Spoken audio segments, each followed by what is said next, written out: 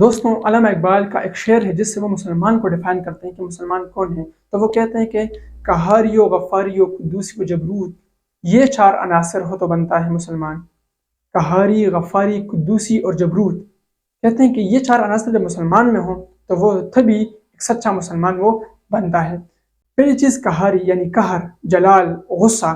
کس چیز کے خلاف؟ شیطانی قوتوں کے خلاف، نفس کے خلاف، اندھیروں کے خلاف، باطل کے خلاف۔ جب اس کو قہر ہو، اس کو غصہ ہو، تو یہ مسلمان کی پہلی صفت ہے۔ دوسری چیز غفاری یعنی غفر، رحم سے ہے، مہربانی سے ہے، رحیم سے ہے، کہ وہ رحم کرے گا، وہ نرمی کے ساتھ پیش آئے گا، غریبوں کے ساتھ، مسکینوں کے ساتھ اور اپنے مسلمان بھائیوں کے ساتھ وہ رحم کا اور نرمی کا وہ مظاہرہ کرے گا۔